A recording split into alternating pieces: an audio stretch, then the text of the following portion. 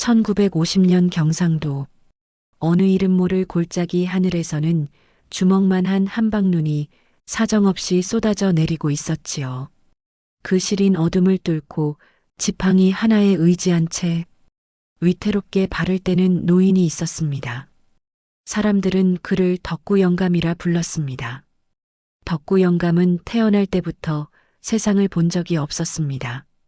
그에게 세상은 소리와 냄새 그리고 손끝에 닿는 차갑고 뜨거운 감촉뿐이었지요.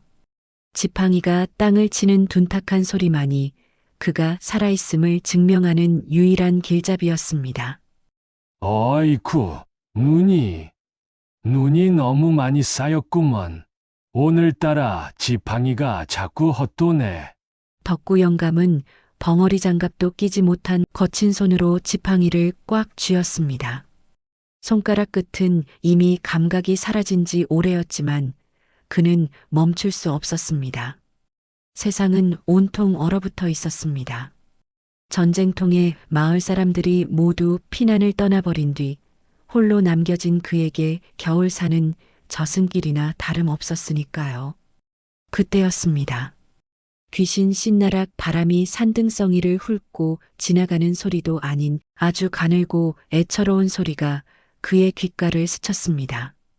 응애, 응애. 덕구 영감은 우뚝 멈춰섰습니다. 이게 뭔 소리여? 상고양인가? 아니면 산신령님이 노하셨나?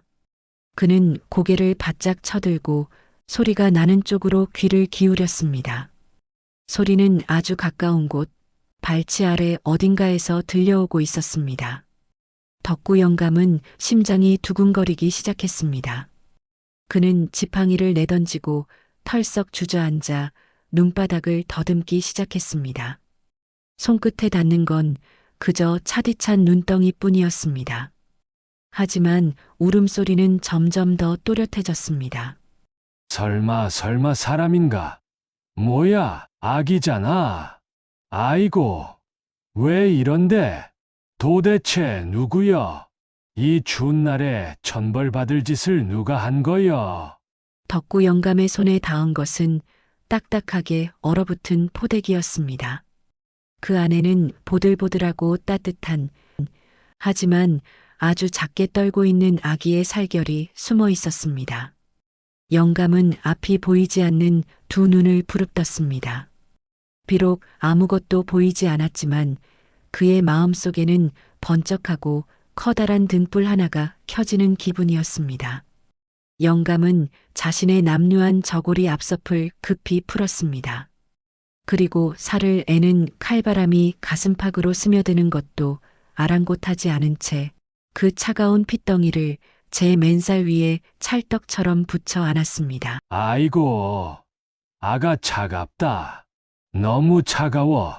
조금만 참으렴. 이 하레비가 내 난로가 되어주마. 노인의 가슴뼈를 타고 아기의 작은 심장 박동이 전달되었습니다. 쿵, 쿵, 쿵. 그것은 죽어가던 노인의 삶에 던져진 마지막 생존의 신호였습니다. 평생 어둠 속에 갇혀 눈물조차 말라버렸던 덕구. 영감의 눈에서 지독하게 뜨거운 눈물 한 방울이 툭 떨어져 아기의 볼을 적셨습니다. 덕구 노인은 아기를 가슴에 품고 산길을 달렸습니다. 앞이 보이지 않는 노인에게 그 길은 평소보다 10배는 더 멀고 험했습니다. 지팡이가 바위 틈에 끼어 부러지고 몇 번이나 눈더미에 고꾸라졌지만 노인은 아기를 안은 팔에만은 힘을 빼지 않았습니다. 자칫 내가 넘어지며 이 작은 생명을 누를까봐 그는 제 무릎이 깨지고 얼굴이 찢어지는 줄도 몰랐습니다. 가까스로 도착한 마을은 적막했습니다.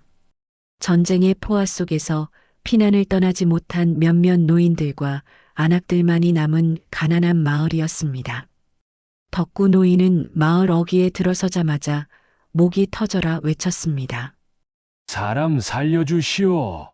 누구? 없소. 여기 아기가 있소. 이 눈보라. 속에 아기가 얼어. 죽어가고 있어. 하지만 돌아오는 것은 굳게 닫힌 살인문 소리와 멀리서 들려오는 개 짖는 소리뿐이었습니다. 전쟁통에 내입 하나 건사하기 힘든 시절이었습니다. 남의 집 아기를 거둔다는 건 함께 굶어 죽자는 소리와 다름없었지요. 덕구 노인은 가장 인심 좋기로 소문난 이장내 집 문을 두드렸습니다. 이장 어른 계십니까? 저 덕구입니다. 이 아기 좀 봐주십시오. 한참 뒤에야 문이 열렸지만 이장의 목소리는 얼음장처럼 차가웠습니다. 영감님, 지금 제정신이요. 우리 집 애들도 사흘을 굶었소. 그 아기를 우리더러 어쩌라는 거요. 그냥 산신령님께 돌려보내구려. 그게 저 아이에게도 자비일 거요. 덕구 노인은 이장의 바짓가랑이를 붙잡았습니다. 이 아이 길남이라고 부르기로 했소. 내 지팡이 끝에 걸린 걸 보니 하늘이 내게 준 마지막 인연인가 싶소. 젖 한 모금만, 아니 쌀뜨물 한 잔이라도 좋으니 제발 이 아이 속 좀 데워주게 해주시오.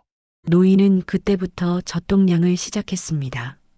눈이 보이지 않는 맹인이 핏덩이를 업고 마을을 헤매는 모습은 기괴하기까지 했습니다. 사람들은 그를 미쳤다고 수군댔습니다. 하지만 노인은 아랑곳하지 않았습니다. 안악들이 빨래하는 냇가로 찾아가 머리를 조아렸고 장터 구석에서 얻어온 찬밥을 제 입에서 녹여 아이에게 물렸습니다. 때로는 문전박대를 당해 대문 밖으로 밀려나 눈바닥을 굴렀습니다. 그때마다 노인은 아기가 다칠까봐 제 몸을 둥글게 말아 방패가 되었습니다. 사람들은 노인을 보며 쯧쯧 혀를 찼지만 노인은 아기가 제 손가락을 꽉 쥐어줄 때마다 세상 모든 것을 가진 기분이었습니다. 길남아, 하레비가 있다. 이 추운 세상 너 혼자 두지 않으마. 내가 아픈 못 봐오. 내가 가는 길에 돌멩이 하나는 치워줄 수 있지 않겠느냐. 어느덧 모진 바람이 불던 겨울이 몇 번이나 지나가고 덕구 노인의 마당에도 따뜻한 봄볕이 들기 시작했습니다. 눈보라 속에서 핏덩이로 발견됐던 길라미는 이제 제법 다리에 힘이 붙어 마을 어귀를 뛰어다니는 대여섯 살 아이가 되었습니다. 덕구 노인에게 길라미는 단순히 키우는 아이가 아니었습니다. 평생 어둠뿐이었던 그의 세상을 찬란한 빛으로 채워주는 유일한 통로였지요. 할아버지, 저기 좀 보세요. 담벼락 밑에 노란 민들레가 고개를 쑥 내밀었어요. 길라미가 할아버지의 거친 손을 잡아 끌며 조잘대면 덕구 노인은 세상을 다 가진 듯 허허 웃음을 터뜨렸습니다. 오냐, 우리 길남이 덕분에 하레비가 꽃 구경도 다 하는구나. 덕구 노인은 보이지 않는 눈 대신 길라미의 목소리로 세상을 보았습니다. 아이는 영특하기까지 했습니다. 장터 어귀에 버려진 낡은 신문지를 주워다가 할아버지 손가락을 짚어가며 글자를 묻곤 했습니다. 할아버지, 이건 나무라고 있는 거래요. 저건 하늘이고요. 덕구 노인은 비록 글자를 읽지 못했지만 아이가 짚어주는 종이의 감촉을 느끼며 그 마음속에 희망이라는 글자를 새겨 넣었습니다. 두 사람은 매일 아침 길을 나섰습니다. 이제 덕구 노인의 낡은 지팡이는 길라미의 작은 손으로 바뀌어 있었습니다. 할아버지, 여기 돌멩이 있어요. 왼쪽으로 한 걸음만요. 아이의 다부진 목소리에 노인은 한 번도 발을 헛디디지 않았습니다. 장터 사람들은 이들의 모습을 보며 이제 더 이상 혀를 차지 않았습니다. 오히려 앞 못 보는 할배를 챙기는 대견한 아이라며 감자 한 알이라도 더 얹어주곤 했습니다. 가난은 여전했습니다. 끼니를 걸러 배가 등 가죽에 붙는 날도 허다했지요. 하지만 덕구 노인은 길라미의 머리를 쓰다듬으며 늘 이렇게 말했습니다. 길남아, 사람은 눈이 안 보이는 것보다 마음이 어두운 게 더 무서운 법이란다. 너는 늘 밝은 곳만 보고 자라거라. 아이는 할아버지의 품에 얼굴을 묻으며 약속했습니다. 제가 공부 많이 해서 나중에 할아버지 눈 고쳐드릴게요. 그 시절 장터의 노을은 유난히도 붉고 따뜻했습니다. 지팡이 대신 아이의 고사리 같은 손을 잡고 돌아오는 길, 덕구 노인은 이 행복이 영원할 것만 같았습니다. 하지만 평화로운 일상 뒤로 덕구 노인이 미처 보지 못한 거대한 운명의 그림자가 조금씩 다가오고 있었습니다. 마을이 떠들썩해진 것은 그로부터 며칠 뒤였습니다. 평소 흙먼지 날리던 장터 길목에 낯선 검은색 승용차 한 대가 멈춰 섰기 때문입니다. 전쟁이 끝난 지 얼마 되지 않아 자전거 한 대 보기도 힘들던 시절, 그 반짝이는 철 갑옷 같은 차에서 내린 사람들은 한눈에 봐도 귀티가 흐르는 신사들이었습니다. 그들은 마을 사람들을 붙잡고 무언가를 끈질기게 묻고 다녔습니다. 덕구 노인은 보이지 않는 눈 대신 온몸의 감각으로 불길함을 감지했습니다. 장터 구석에서 나무를 팔던 김 씨가 노인의 곁으로 다가와 은밀하게 속삭였습니다. 영감님, 글쎄 저 서울서 내려온 양반들이 전쟁통에 잃어버린 귀한 집, 손주를 찾는다지 뭡니까? 등에 붉은 점이 있고 비단 포대기에 쌓여있던 악이라는데 영감님 그 길람이 처음 주었을 때 기억 안 나시오? 노인은 심장이 덜컥 내려앉았습니다. 지팡이를 쥐고 있던 손에 힘이 풀려 바닥을 짚었습니다. 길라미의 왼쪽 어깨 뒤편 그가 목욕을 시킬 때마다 가슴 아프게 쓰다듬었던 그 붉은 점. 그리고 지금은 낡아서 누더기가 되었지만 처음 아이를 발견했을 때 그 몸을 감싸고 있던 범상치 않은 자수의 포대기. 덕구 노인은 아무 대답도 하지 못한 채 길라미의 손을 꽉 쥐었습니다. 할아버지, 손이 왜 이렇게 차가워요? 어디 아프세요? 길라미가 걱정스러운 듯 노인의 손등을 문질렀습니다. 노인은 억지로 웃어 보였지만 가슴 속에는 거대한 파도가 치고 있었습니다. 만약 저들이 진짜 길라미의 부모라면, 만약 이 아이를 데려가겠다고 한다면, 노인은 상상만으로도 숨이 막혔습니다. 평생을 어둠 속에서 살아온 그에게 길라미는 단순한 아이가 아니라 그가 유일하게 본 세상의 빛 그 자체였기 때문입니다. 그날 밤 덕구 노인은 잠든 길라미의 얼굴을 더듬었습니다. 부드러운 이마, 오뚝한 콧날, 그리고 쌕쌕거리는 따뜻한 숨결. 이 아이를 보내면 나는 다시 그 지독한 어둠 속으로 돌아가야 하겠지. 이기적인 욕심이 노인의 머릿속을 헤집었습니다. 아무도 모르게 아이를 데리고 멀리 떠나버릴까? 이 포대기를 불태워버리면 아무도 증명하지 못할 텐데. 하지만 노인은 알고 있었습니다. 자신과 함께라면 평생 장터를 떠돌며 국어를 해야 할 아이였습니다. 영특한 머리를 두고도 학교 문턱에도 가보지 못할 아이였습니다. 노인의 마른 손이 길라미의 어깨에 있는 붉은 점을 한참이나 머물렀습니다. 노인의 입술이 파르르 떨렸습니다. 하늘이 나에게 이 아이를 맡긴 건 죽을 때까지 내 곁에 두라는 뜻이 아니라 이 아이가 다시 빛을 찾을 때까지 내가 잠시 그 등불을 지켜주라는 뜻이었음을 노인은 비로소 깨달았습니다. 다음 날 아침 덕구 노인은 10수년을 고이 간직해온 이제는 색이 바랜 누비 포대기를 꺼냈습니다. 그리고 마을 사무소로 향하는 길라미의 손을 평소보다 더 세게 쥐었습니다. 길람아, 오늘 할아버지가 너한테 아주 중요한 비밀 하나를 말해줄 거란다. 노인의 목소리는 슬펐지만 그 어느 때보다 단호했습니다. 마을 사무소 앞은 이미 인산인해였습니다. 서울서 온 신사는 덕구 노인이 내민 낡은 포대기를 보자마자 자리에 주저앉아 통곡했습니다. 틀림없어. 내 형님이 그토록 찾으시던 조카가 맞습니다. 신사는 길라미를 껴안으며 울먹였고 길라미는 겁에 질린 눈으로 덕구 노인의 바짓가랑이 뒤로 숨었습니다. 할아버지, 저 사람들 누구예요? 나 무서워요. 집에 가요. 할아버지. 길라미의 목소리가 비수처럼 노인의 가슴을 찔렀습니다. 덕구 노인은 떨리는 손으로 길라미의 등을 밀어냈습니다. 길라마, 저분들이 내 진짜 가족이란다. 이 하레비는 너를 잠시 맡아준 사람일 뿐이야. 이제 너는 서울로 가서 좋은 옷 입고 공부도 많이 해야지. 안 가요. 할아버지랑 여기서 살 거예요.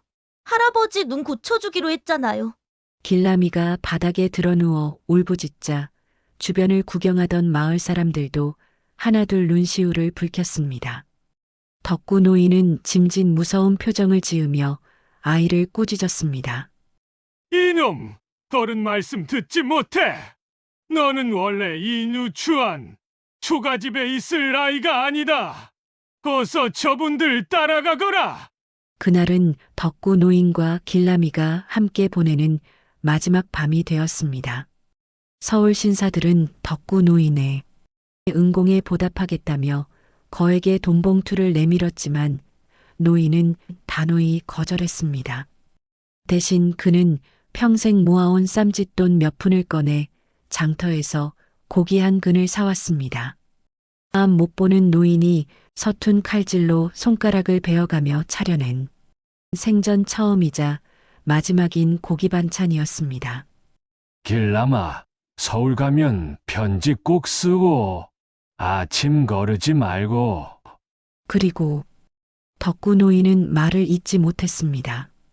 밥상을 사이에 두고 앉은 두 사람 사이에는 밥 끓는 김보다 더 짙은 슬픔이 서려 있었습니다. 길라미는 눈물 젖은 밥을 꾸역꾸역 입에 밀어 넣었습니다. 할아버지, 저 서울 가서 훌륭한 사람 되면 꼭 할아버지 데리러 올게요. 거짓말 아니에요. 꼭 올게요. 노인은 아이의 작은 새끼손가락을 걸었습니다. 그래, 꼭 그러마. 하레비가 여기서 딱 기다리고 있을게. 하지만 노인은 알고 있었습니다. 이것이 마지막 만찬이라는 것을. 서울로 간 아이가 이 가난하고 눈먼 노인을 잊고 평범하게, 아니 아주 화려하게 살아가기를 그는 진심으로 바랐습니다. 그것이 그가 줄 수 있는 마지막 사랑이었으니까요. 다음 날 아침 마을 어귀에는 길을 떠나는 검은 차가 시동을 걸고 있었습니다. 길라미는 차 문고리를 붙잡고 놓지 않았습니다. 할아버지, 같이 가요. 나 혼자 안 갈래. 할아버지 없으면 나 밥도 안 먹을 거야. 아이의 울음소리가 고요한 아침 공기를 찢었습니다. 덕구 노인은 지팡이를 짚은 채 차에서 몇 걸음 떨어진 곳에 석상처럼 서 있었습니다. 길라마, 이 하레비가 거기 가면 짐밖에 더 되겠느냐? 너는 가서 글도 배우고 훌륭한 사람 되어야지. 그래야 나중에 이 하레비 눈도 고쳐줄 것 아니냐? 어서 타거라!